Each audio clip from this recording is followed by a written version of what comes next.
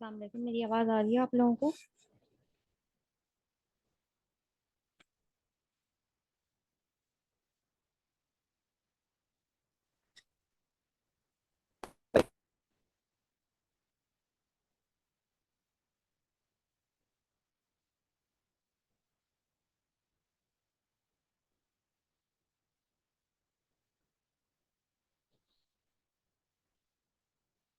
अच्छा, आप लोगों ने प्रैक्टिस करी थी, स्पेसिफिसिटी का देखा था?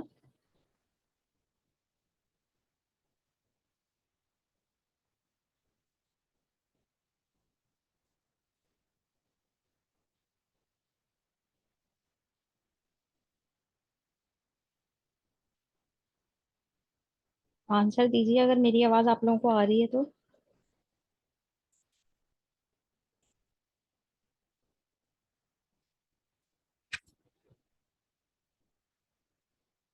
अ, जी में सारी आपकी आवाज़। ओके। लास्ट क्लास की प्रैक्टिस करी है किसी ने?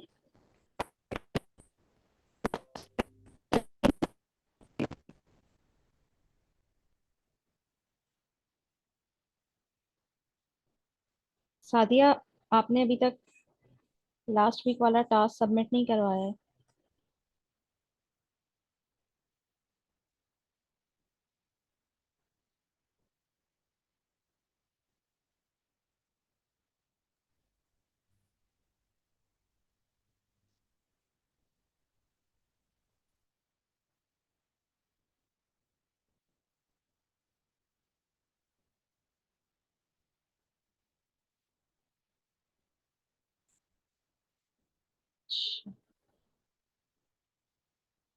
अच्छा, आज हम क्लास में फर्दर मोर सिलेक्टर्स देखेंगे और होप आप लोग प्रैक्टिस करें, क्योंकि देखें जब तक आप लोग प्रैक्टिस नहीं करेंगे तो कॉन्सेप्ट्स बिल्कुल क्लियर नहीं होंगे। और अभी बिल्कुल समझ लें कुछ ऐसी टॉपिक्स चल रहे हैं जिससे जो बिल्कुल बेसिक्स हैं कि आगे फर्दर जाके ना आपको फिर जब आप वेबसाइट बनाएंगे तो फिर आपको ये टॉपिक्स में छोटी छोटी चीजें जो है ना आप कंफ्यूज रहेंगे और आपको स्पेसिफिसिटी याद नहीं रहेगी। आपको मेन चीजें जब स्टाइलिंग करने बैठेंगे तो फिर आप बहुत ज्यादा मिस्टेक्स करेंगे।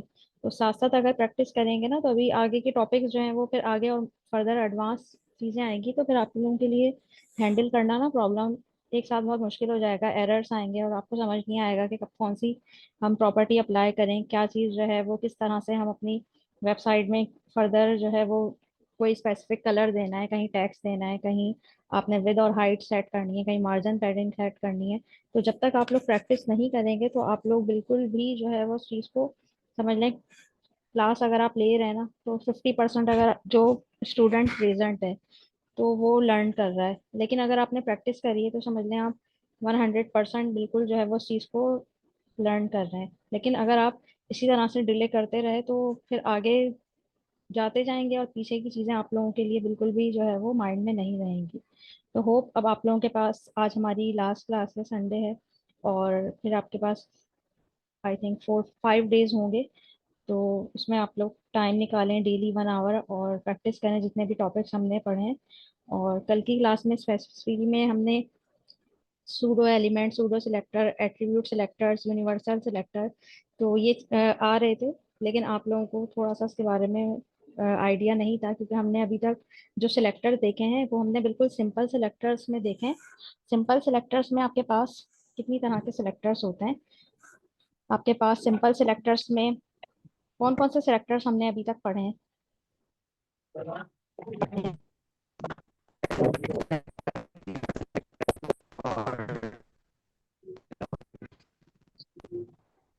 बादशाह अगर कुछ कह रहे हैं तो उनकी बिल्कुल भी आवाज़ नहीं आ रही है।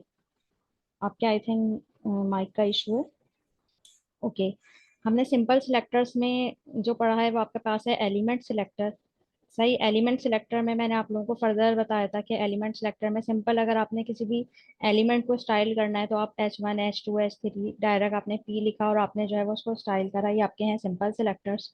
सिंपल सिलेक्टर्स के बाद मैंने आप लोगों को आपने उसमें फर्दर देखे थे क्लास सिलेक्टर। क्लास सिलेक्टर्स में क्या है, डॉट लगा के हम उसको स्टाइल करते हैं। आईडी सिलेक्टर में हैश के साइन से हम उसे स्टाइल करते हैं, जो भी हमें स्पेसिफिक हमने आईडी बनाई होती है।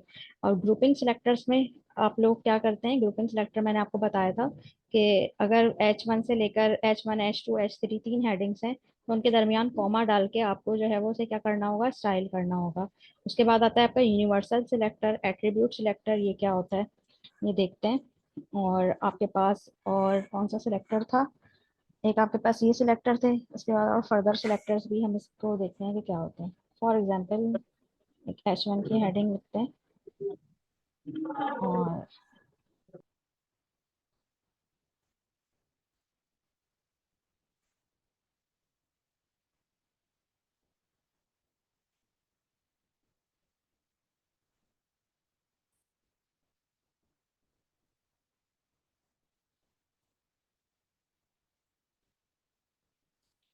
मोर selectors.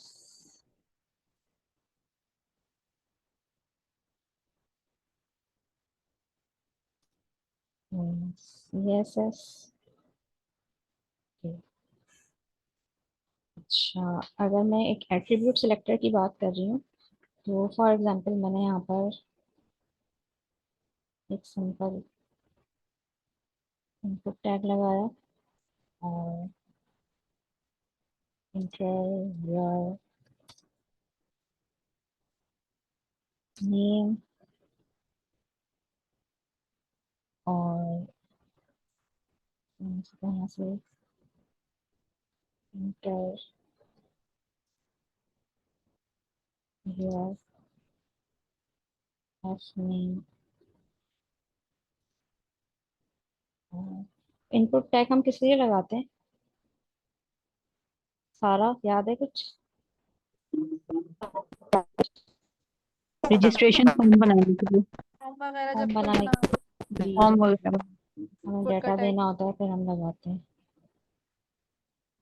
Inter your email.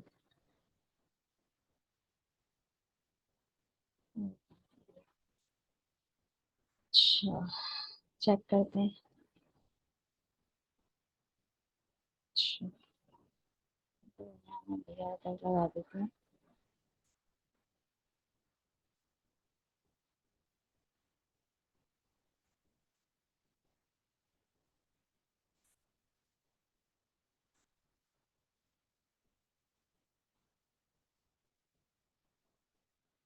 Sadia, BR tag किस लिए यूज करते हैं, चैट में लिख दें अगर आप माइक नहीं खोल सकते हैं तो।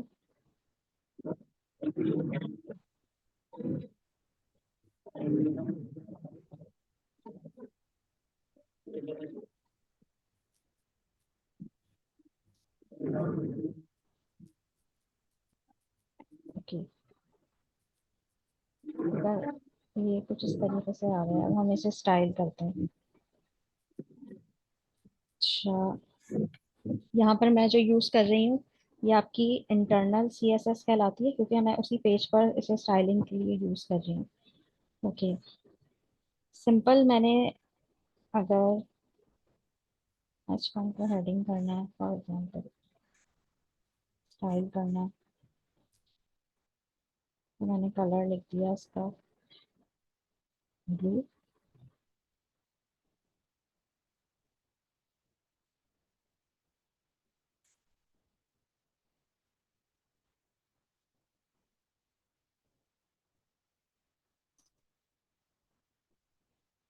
Simple element.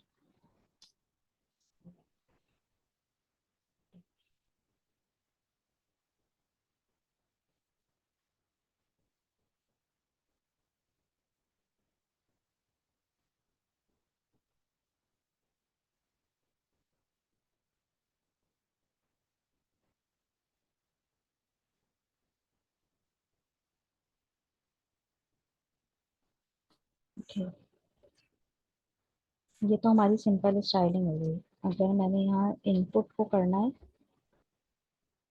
तो मैंने यहाँ पर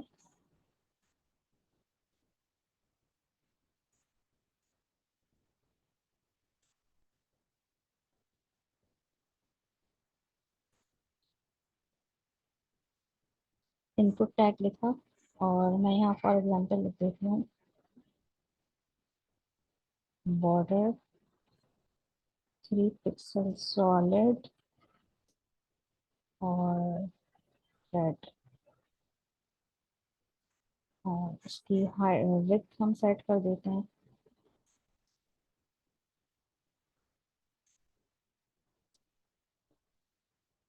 विड्थ हो जाएगी इसकी फॉर एग्जांपल 45 पिक्सल।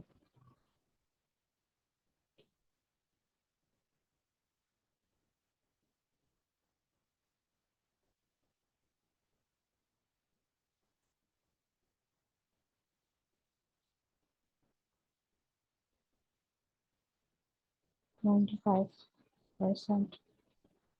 परसेंटेज में दे देते हैं। नो सॉरी, 45 में दे देते हैं। ओके, अच्छा, इसे समझते हैं।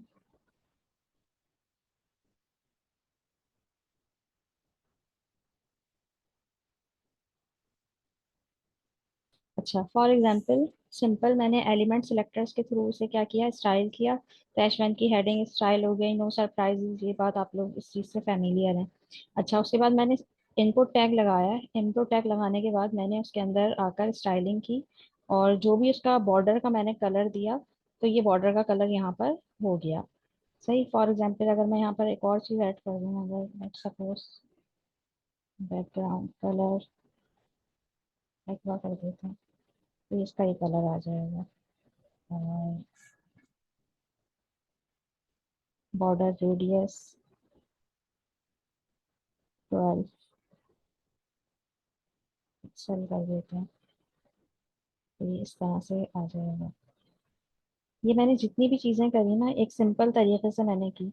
अच्छा, एट्रीब्यूट सिलेक्टर्स क्या होते हैं? फॉर एग्जांपल आपको लाइन नंबर आप देखें 25, 26 और 27, इनपुट टैग के बराबर में ये जो टाइप है, ये आपकी क्या कहलाती है? ये आपकी कहलाती है एट्रीब्यूट। टाइप आपकी क्या कहलाती है? एट्रीब्यूट कहलाती है। अगर मैं चाह रही हूँ कि मेरे सिर्फ स्पेसिफिक जो है वो क्या हो, सिर्फ और सिर्फ जो टेक्स्ट है। अब देखें, इन दोनों की टाइप क्या है? सेम है टेक्स्ट, 25 और 26, फादर नेम और नेम।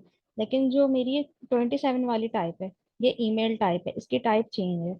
अगर लेट सपोज मैं यहाँ पर इसमें ये लिख देती हूँ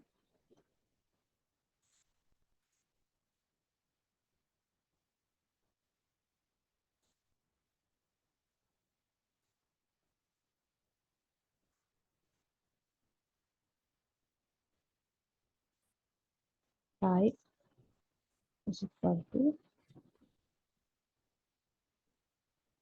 टेक्स्ट।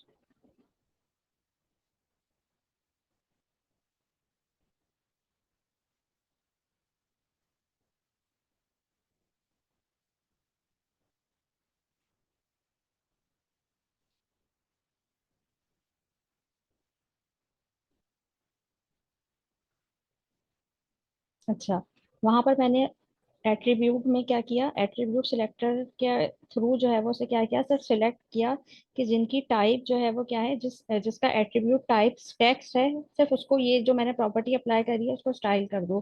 तो उसने देखें ईमेल को नहीं किया, उसने सिर्फ और सिर्फ फर्स्ट वन और सेकंड वन जो मेरी टेक्स्ट की प्रॉपर्टी थी उसको ही उसने जो है वो स्टाइल किया। क्यों किया, इसको देखते हैं, इसको लिखने का क्या तरीका होता है। देखें, जब भी आपको किसी भी एट्रीब्यूट को करना होगा ना, तो एट्रीब्यूट के क्या है, जैसा इनपुट टैग है उसके बाद आपके पास क्या लगा हुआ है, जो टाइप है वो क्या है, एट्रीब्यूट है। टाइप के अंदर आके आपने क्या लिखा, जो भी आप एट्रीब्यूट लिखते हैं, टाइप लिखा और उसके बाद इज इक्वल टू का साइन, और आपने एक जो है वो आपने क्या किया, कॉमास लगाए और उसके अंदर आके उसकी प्रॉपर्टी बता दी टेक्स्ट।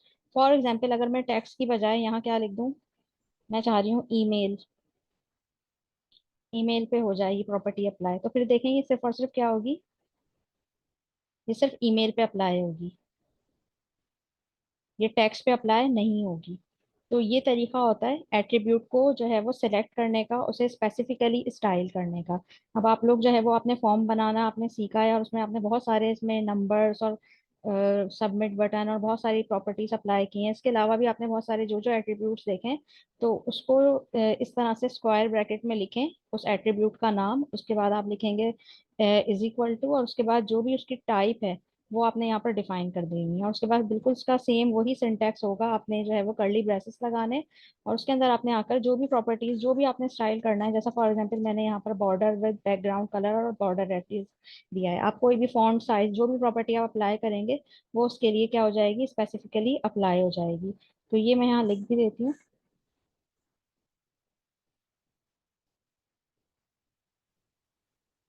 Attribute selectors.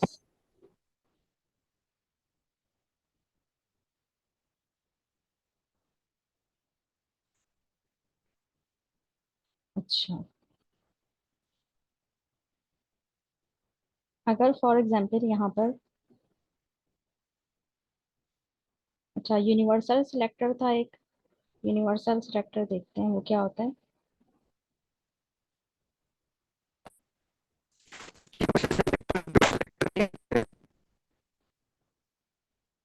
टेक्स्ट में लिख दें, आपकी बिल्कुल भी कोई आवाज नहीं आ रही है, किसी का कोई क्वेश्चन है तो।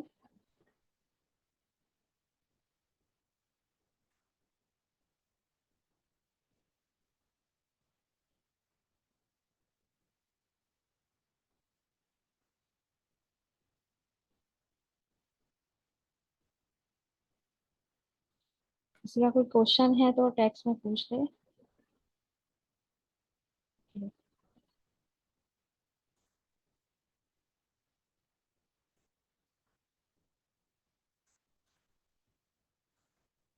यूनिवर्सल सिलेक्टर क्या होते हैं, आपके पास जो है वो, जो स्टेरिक का साइन होता है, या जिसे आप मल्टीप्लाई का साइन भी यहाँ पर जो है वो कह सकते हैं, उससे आप जो है वो उस प्रॉपर्टी को अप्लाई करते हैं। लेकिन यूनिवर्सल सिलेक्टर्स होते क्या है, यूनिवर्सल सिलेक्टर जो है वो at a time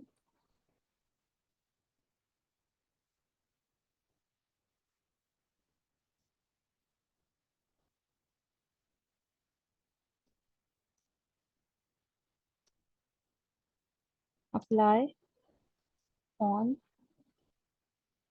all properties. सही। अच्छा, एट अ टाइम जो है वो क्या होंगे, ये तमाम प्रॉपर्टीज पे अप्लाई हो जाएंगे। फॉर एग्जांपल, इसे हम स्टेरिक के साइन से करते हैं। अगर मैं यहाँ लिख दूं बैकग्राउंड कलर, बैकग्राउंड कलर क्या हो जाए, देखते हैं।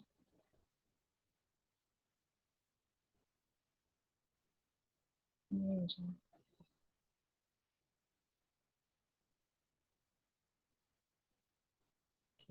चेक करते हैं। ये देखें,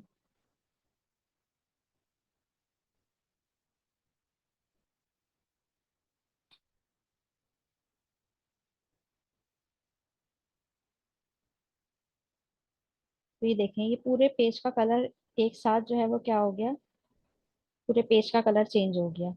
सही। तो यूनिवर्सल सिलेक्टर क्या होते हैं, इसकी वैल्यू होती जीरो है, स्पेसिफिसिटी में सबसे लास्ट में से देखा जाता है। और अगर हमें कोई भी प्रॉपर्टी जो हमें एक ओवरऑल अप्लाई करनी है, तो वो हम जो है वो यूनिवर्सल सिलेक्टर के थ्रू अप्लाई करते हैं। ओवरऑल प्रॉपर्टीज में ज़्यादातर हम टेक्स्ट तो नहीं चाहते कि एक जैसा हो, लेकिन हम ये चाहते हैं कि फॉर एग्जांपल मैं यहाँ चाहती हूँ कि इसे खोल के रखें ताकि आप लोगों को थोड़ा सा साइड में नजर आए। नहीं, यूनिवर्सल सिलेक्टर और ग्रुप सिलेक्टर सेम नहीं होते। देख लेते हैं क्या डिफरेंस है।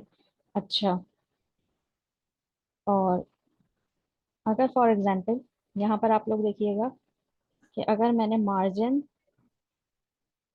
मैं चाह रही हूँ उसकी हो जाए 25 पिक्सल, तो ये देखें सब पे एक साथ अप्लाई हो गई। सही।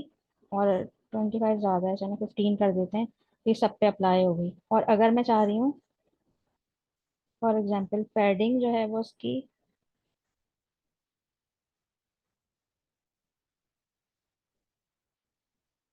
पैडिंग लेफ्ट से जो है वो उसकी हो जाए कितनी, 25 पिक्सल, तो ये देखें ये ओवरऑल जो है वो क्या हुआ, सब पे अप्लाई हो गया।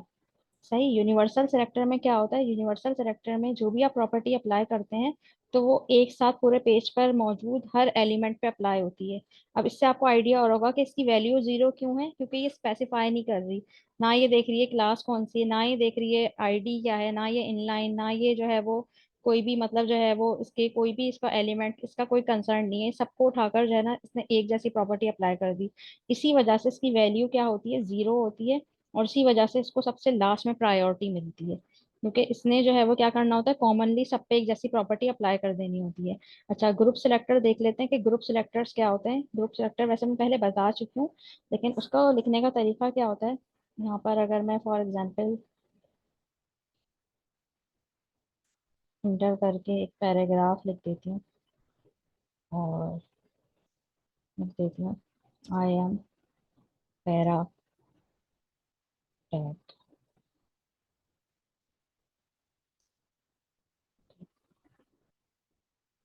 अब मुझे फॉर एग्जांपल ग्रुप सिलेक्टर में अप्लाई करनी है प्रॉपर्टी। मैं चाह रही हूँ ग्रुप वाइज के H1 में वो प्रॉपर्टी अप्लाई हो, मैंने कॉमा लगाया। और उसके बाद मैं चाह रही हूँ कि वो इनपुट पे अप्लाई ना हो, वो हो पैरा पे अप्लाई। ठीक है।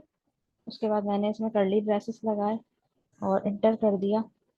इंटर करने के बाद अब देखते हैं कि इसका वैसे कलर क्या रखें। अच्छा, इसके फॉन्ट साइज क्या हो जाए, 25 पिक्सल हो जाए। और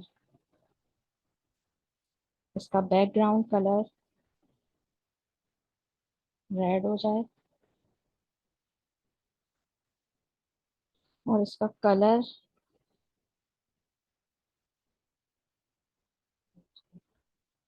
सही। तो देखें, ग्रुप सिलेक्टर यहाँ लिख भी देती हूँ। ग्रुप सिलेक्टर को जो है वो स्टाइल करने का तरीका क्या होता है कि आपने ग्रुप वाइज जो है वो उसे सिलेक्ट करना पड़ता है कॉमा लगा के। तो ये आपके कहलाते हैं ग्रुप सिलेक्टर्स। आई होप अब आपको क्लियर हो गया होगा। और ग्रुप सिलेक्टर्स में ये क्या है, आपको जिस जिस ग्रुप में जहां जहां आपने वो प्रॉपर्टी लगानी है, आपने कॉमा लगा के लिखा और वहां पर अपनी प्रॉपर्टी अप्लाई कर दी। तो ये आपके कहलाते हैं ग्रुप सिलेक्टर। मैंने जैसा इनपुट पे नहीं लगाई, सिर्फ और सिर्फ पैराग्राफ में और H1 में लगा दी। और अगर मेरे पास मुझे एक कॉमनली प्रॉपर्टी अप्लाई करनी है तो खाली मैं क्या करूंगी, उससे बाहर कोई भी नाम कोई आईडी कुछ मेंशन नहीं करूंगी। सिर्फ और सिर्फ स्टेरिक का साइन लगा दूंगी, या जिसे हम यहाँ पे मल्टीप्लाई के लिए भी आगे आप लोग अभी टाइप स्क्रिप्ट में आएंगे तो यूज करते हैं। तो उसमें जो है वो सिर्फ मैंने स्टेरिक का साइन लगाया और उसके बाद 8 के साथ होता है वैसे ये साइन ना, 8 के शिफ्ट के साथ आप प्रेस करेंगे 8 को तो ये साइन आ जाएगा। आपने कॉम वो लगाए कर्ली ब्रेसेस, और उसमें जो भी प्रॉपर्टी आप अप्लाई करेंगे वो सब पे रैंडमली एक जैसी अप्लाई हो जाएगी। सही। तो ये आपका होता है यूनिवर्सल सिलेक्टर। उसके बाद हमने देखा एट्रीब्यूट सिलेक्टर और ग्रुप सिलेक्टर उन्होंने पूछा था, हमने ग्रुप सिलेक्टर भी देख लिया। Okay.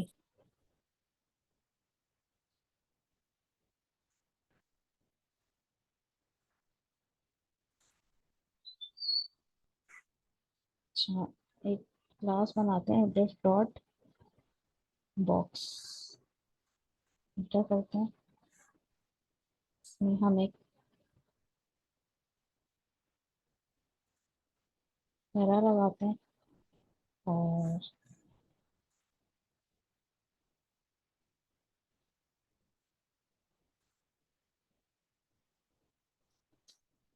I am paragraph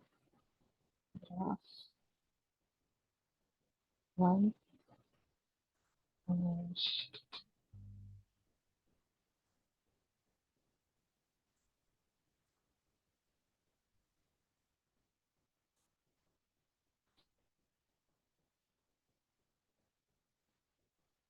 3 para है फॉर एग्जाम्पल मेरे पास। जी, सही। इंटर किया। और इसके अंदर अब हम देखते हैं चाइल्ड सिलेक्टर क्या होता है। अच्छा, इसके अंदर फर्दर डिफ dot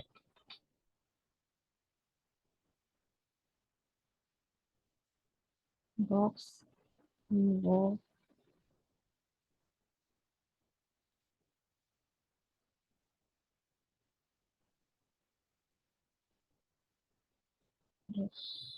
dot under box.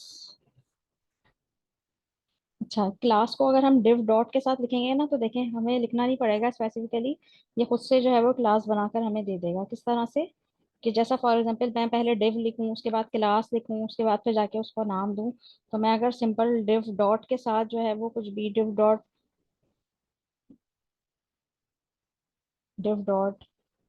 Box या कुछ भी, तो ये देखें डायरेक्ट जो है वो मुझे उसकी क्लास की स्पेसिफिसिटी दे देगा। तो बजाय इसके कि हम टाइम जो है वो वेस्ट करें, तो इस तरह से हम उसमें लिख सकते हैं। उसके अंदर मैं आके एक और पैराग्राफ का टैग लगाती हूँ फॉर एग्जांपल, और इसमें लिख देती हूँ I am under box para. सही। यहाँ पे मैंने क्या किया, एक पेरेंट डिव बनाया। पेरेंट डिव क्या होता है आपके पास? पेरेंट डिव जो है वो मेन डिव होता है, उसके अंदर आके मैंने एक और फर्दर डिव बनाया। तो ये आपका क्या कहलाता है? ये आपका कहलाता है चाइल्ड डिव कहलाता है। सही। अब अगर फॉर एग्जांपल मैंने यहाँ पर क्या किया,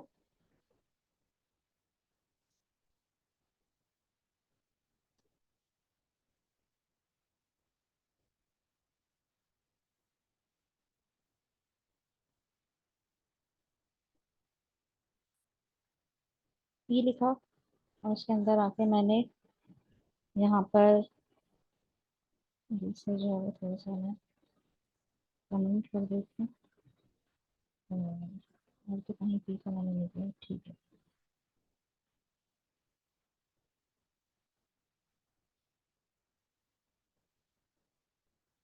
ओके। अच्छा, अगर मैं यहाँ पर पी का बैकग्राउंड कलर ब्लू और इंटर किया, उसका कलर ब्लैक कर देते हैं, टेक्स्ट का कलर। और अभी ये यूनिवर्सल सेलेक्टर को भी थोड़ी देर के लिए कमेंट कर देते हैं।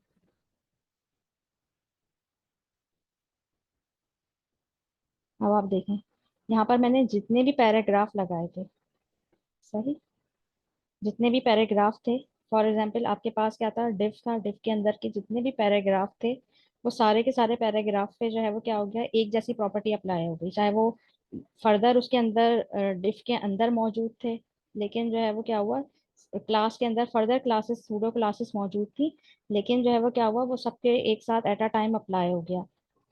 सही। लेकिन मैं चाह रही हूँ कि मेरे सिर्फ और सिर्फ जो है वो क्या हो, मेन उस पे आए, बाकी सब पे जो है वो नहीं आए। सही। तो उसमें क्या होगा, उसके लिए मुझे क्या करना होगा,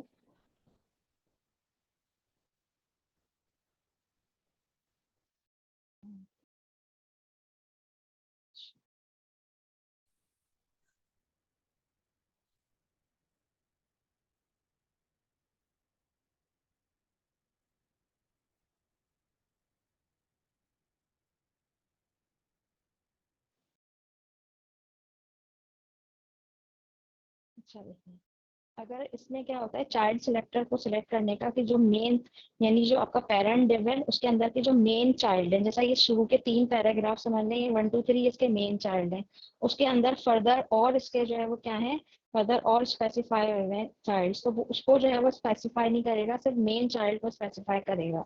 तो उसको सिलेक्ट करने का क्या तरीका होता है, वो कहलाता है आपका चाइल्ड सिलेक्टर। इसको स्पेसिफिकली सिलेक्ट करने का तरीका ये होता है, डिव डॉट, जैसा मैं सिंपल div डॉट पी लिखूंगी ना, जब भी सब पे प्रॉपर्टी अप्लाई होगी। सही। अगर मैं ये हटा दूं ये साइन, तो देखें तीनों पे आ गया। सही। लेकिन अगर मैं चाह रही हूँ सिर्फ एक स्पेसिफिकली जो उसके मेन चाइल्ड है उस पर अप्लाई हो, तो ग्रेटर देन का साइन। सही। ग्रेटर देन का साइन आप लोग याद रखिएगा। ग्रेटर देन का साइन मैं अप्लाई करूंगी, तो ये उस पर जाके जो है वो क्या होगा, आपका जो आपका मेन जो है वो चाइल्ड है उस पर अप्लाई हो जाएगा। तो ये आपका कहलाता है चाइल्ड सिलेक्टर। समझ में आया आप लोगों को?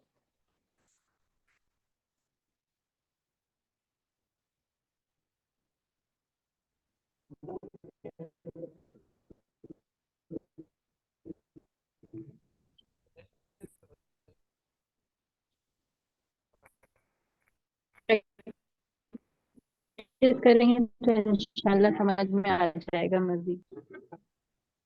जी, क्या कह रही हैं आप?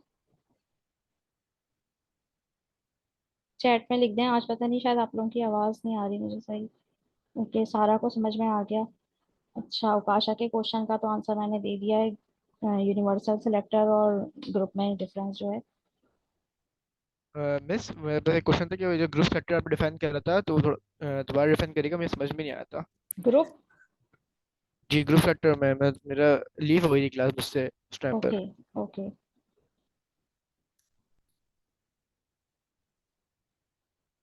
अच्छा, ग्रुप सिलेक्टर मैंने बताया था कि ग्रुप सिलेक्टर में और यूनिवर्सल सिलेक्टर में क्या डिफरेंस है, उन्होंने पूछा था उकाशा ने। ग्रुप से, क्योंकि ग्रुप में भी देखें उनका क्वेश्चन का करने का मकसद ये होगा कि ग्रुप में भी अगर मुझे पूरे पेज पर जितनी भी यहाँ पर HTML है, सही है, जैसा फॉर एग्जांपल यहाँ पर HTML में मैंने क्या क्या चीजें यूज करी हैं। H1 का टैग है आपके पास लाइन नंबर 42 में, उसके बाद इनपुट टैग है, 3 इनपुट टैग यूज करें हैं, फिर उसके बाद 47 में एक और डिव बनाया है, फिर पैराग्राफ है। तो इन सबको मैं इंडिविजुअली जो है वो ग्रुप वाइज क्या करूंगी, P लिखूं फिर H1 लिखूं, सबके दरमियान में क्या करूं, कॉमा लगाती जाऊं, कॉमा लगा के जिस जिस को मैंने स्टाइल करना है तो वो मैं स्टाइल करती जाऊंगी लाइन नंबर 26 में देखें और 27 में। तो ये आपके कहलाएगा ग्रुप सिलेक्टर। जैसे यहाँ H1 है ना, अगर मैं यहाँ इनपुट भी लगा दूं कॉमा लिख के, तो वो जिस जिस पे मैंने जो जो एलिमेंट्स सिलेक्ट किए तो वो उस पर सारी प्रॉपर्टी अप्लाई हो जाएगी। लेकिन इसका सिंटेक्स क्या है, इनके दरमियान मुझे कॉमा लगाना है। तो ये आपके कहलाते हैं ग्रुप सिलेक्टर। और अगर मैं बात करती हूँ यूनिवर्सल सिलेक्टर की, तो यूनिवर्सल सिलेक्टर में मुझे कुछ नहीं करना, सिर्फ और सिर्फ मैंने जो है वो यहाँ पर क्या करना है, सिर्फ यहाँ पर आपके पास क्या होगा, यहाँ पर सिर्फ आपने जो है वो स्टेरिक का साइन या मल्टीप्लाई का साइन भी आप इसे यहाँ पे कहते हैं, वैसे आप स्टेरिक से याद रख लें, 8 के ऊपर ये साइन होता है। तो आपने ये लगाया ना, तो ये प्रॉपर्टी क्या होगी, सब पे अप्लाई हो जाएगी। तो ये होता है आपका यूनिवर्सल सिलेक्टर। और ग्रुप में क्या है, जिस जिस प्रॉपर्टी पे आप लिखते जाएंगे और उसे कॉमा लगा के आप उसे स्पेसिफाई करते जाएंगे, तो वो वहां पर सिर्फ और सिर्फ वहां पर वो प्रॉपर्टी क्या होगी, अप्लाई होगी। तो ये आपके क्या कहलाते हैं, ये आपके ग्रुप सिलेक्टर कहलाते हैं।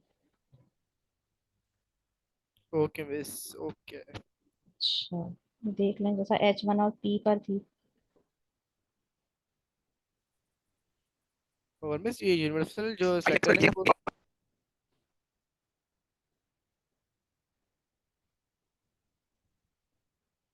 जी बाकी में पूछे। जो यूनिवर्सल सेक्टर है ये जो हमारे वेब पेज का जो वेब का बैक पेज होता है उसका कलर चेंज करता है मे भी, है ना? आप इसमें जो भी प्रॉपर्टी लगाएंगे वो अप्लाई हो जाएगी। सही। ये, यूनिवर्सल हाँ, यूनिवर्सल सिलेक्टर में ये नहीं है कि, यूनिवर्सल सेक्टर में। जी, यूनिवर्सल का मतलब ये है कि वो सब पे वो प्रॉपर्टी अप्लाई हो जाएगी। मैंने यहाँ पर फॉर एग्जांपल, मतलब आप लोग ये नहीं देखें कि जो प्रॉपर्टी मैंने यहाँ डिस्कस की है तो बस वो ही अप्लाई होगी, ऐसा कुछ नहीं सही। होगा। जहां पर जो भी प्रॉपर्टीज लिखी है ना, फॉर एग्जांपल यूनिवर्सल में मैंने कौन कौन सी बैकग्राउंड कलर, मार्जिन, पैडिंग, ये प्रॉपर्टीज लिखी हैं। सही। तो इसके अलावा अगर मैं चाह रही हूँ इनका सबका फॉन्ट साइज,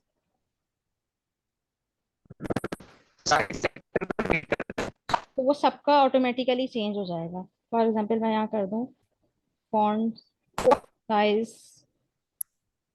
55 पिक्सल, तो ये देखें सबका हो गया, बहुत ज्यादा ही हो गया, 35। तो ये देखें एक साथ सबका हो एंड गया। कर दें। जी, की आवाज नहीं आ रही है। यूनिवर्सल में देखें, यूनिवर्सल टेक्स्ट कर दें या तो टेक्स्ट में लिख दें,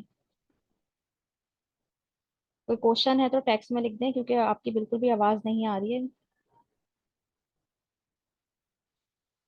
ओके। यूनिवर्सल में ये होगा, देखें यहाँ पर मैंने जो प्रॉपर्टी अप्लाई की है ना, फॉर एग्जांपल मैंने टेक्स्ट का साइज अप्लाई किया, सही है, तो ये सबका साइज एक जैसा हो गया। अब इसमें कोई भी ऐसा नहीं रहा कि किसी का साइज स्मॉल है किसी का कैपिटल है, नहीं। एट अ टाइम उसने क्या किया, सबके साइज पे एक जैसी प्रॉपर्टी अप्लाई कर दी। तो ये आपका जो है वो यूनिवर्सल सिलेक्टर कहलाता है। ऐसा चाइल्ड सिलेक्टर कह रहे हैं, ओके।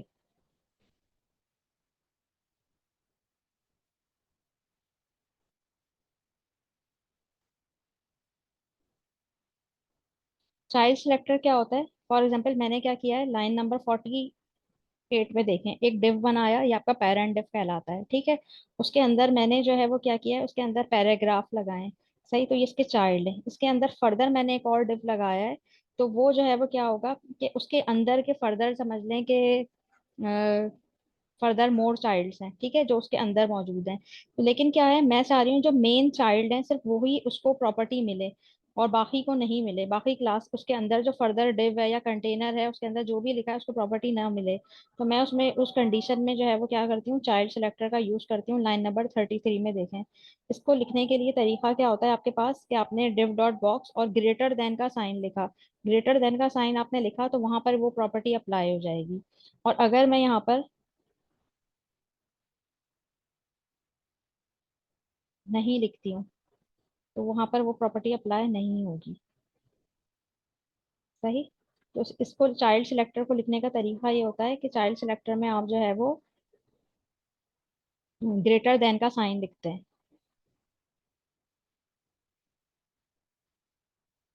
और भी अगर किसी का कोई क्वेश्चन है तो आप लोग ग्रुप में कर लीजिएगा, क्योंकि अब टाइम बिल्कुल लेस देन 1 मिनट है।